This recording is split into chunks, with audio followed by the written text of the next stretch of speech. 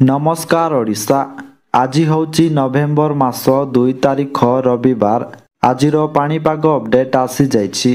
भिडियोटी आरंभ करिबा पूर्वरु समस्तंकु गोटिए रिक्वेस्ट, आमर चैनल को सब्सक्राइब करिबा सहित पाखरे आसुथिबा बेल आइकन को ऑन करिबाकु जमारु भूलंतु नाही। चाषींक मुंडरे पुणी बोझ।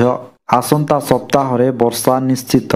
गोटे पटे अमल हेबाकु थिबा धान फसलकु पाणीपागर प्रभावरु रक्षा करिबाकु चाषी चेष्टा करुथिबा बेले पुणी एक बड़ खबर आसिछि। पाणीपाग विज्ञानींक आकलन अनुजाई आसंता सप्ताह रे बंगोपसागर रे किंबा अंडमान सागर रे आउ एक लघुचाप क्षेत्र सृष्टि हेबार अधिक संभावना रहिछि, जहा पुणी राज्यकु भिजाइबो। आंतर्जातीय पाणीपाग विज्ञानी मानक पूर्वानुमान अनुजाई नुआ लघुचापटी नवेम्बर 3 तारिखरु 5 तारिख मध्यरे सृष्टि होई पारे। एही लघुचापटी सृष्टि हेले राज्य आउ वर्षा बढ़ी पारे, जहा चाषींक पाई बड़ चिंतार कारण पालटिछि। फसल नष्ट हेबार भय बढ़िबारे लागिछि। एहार प्रभाव रे आसंता 24 घंटा अर्थात आज सकाळु आसंता काली सकाळ पर्यंत 15टी जिल्ला रे बिजुली वर्षा एवं बाकी 15टी जिल्ला रे पाग सुखिला रहिबो। ता सहित 4टी जिल्ला रे प्रबल ठंडा पड़िबो बोली सूचना देइछि भुवनेश्वर स्थित आंचलिक पाणीपाग विज्ञान केंद्र। तेबे आज पाई केउ जिल्ला को सतर्क सूचना दिया जाइछि, केउ जिल्ला गुड़िकरे बिजुली वर्षा और केउ जिल्ला गुड़िकरे पाग मेघुआ रहिबो एवं केउ जिल्ला गुड़िकरे पाग सुखिला रहिबो। ता सहित केउ जिल्ला गुड़िकरे प्रबल शीत पड़िबो एवं आसंता सप्ताह रे वर्षा बढ़िबा। ता सहित लघुचाप सृष्टि को नहीं पाणीपाग विभाग कौन अपडेट देइछि, ए नहीं संपूर्ण खबर जानिबा पाई भिडियोटी को शेष पर्यंत देखंतु।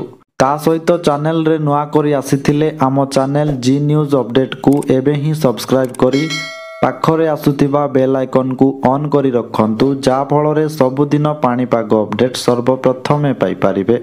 तेबे चलंतु डेरी न करी आजिर पाणीपाग अपडेट उपरे नजर पकाई नेबा। केंद्रीय छत्तीसगढ़ रे थिबा सुनिश्चित लघुचाप क्षेत्र बा पूर्व बात्यार अवशेष काली झारखंड आखपाख अंचल रे रहिथिला।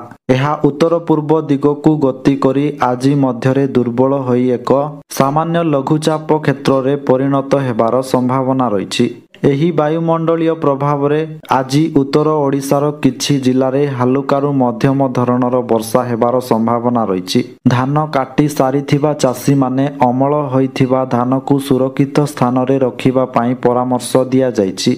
आगामी सप्ताह रे वर्षा हेबार संभावना थिबारु वर्तमान जेउ फसल काटिबा अवस्था रे अछि ताकू यथाशीघ्र सुरक्षित स्थान को स्थानांतर करिबाकू कृषि विभाग पक्षरु सूचना दिया जाइछि। तेबे वर्तमान जानि नेबा आज पाई सबु केउ जिल्ला रे बिजुली वर्षा, केउ जिल्ला रे पाग सुखिला रहिबो एवं केउ जिल्ला रे प्रबल शीत पड़िबो बोली कुहा जाइछि। तेबे प्रथमे जानिबा जेउ 15टी जिल्ला रे बिजुली वर्षा पाई येलो वार्निंग जारी करा जाइछि।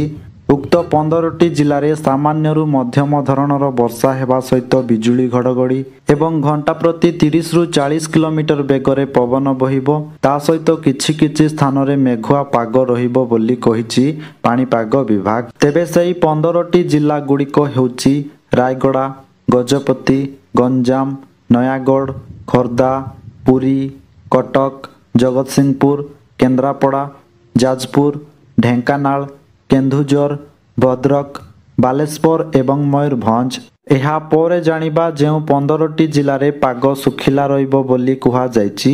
उक्त 15टी जिल्ला रे पाग सुखिला रहिबो अर्थात उक्त जिल्ला गुड़िकरे कौनसी वर्षार संभावना नाही बोली सही 15टी जिल्ला को कौनसी वार्निंग जारी करी नाही आंचलिक पाणीपाग विज्ञान केंद्र।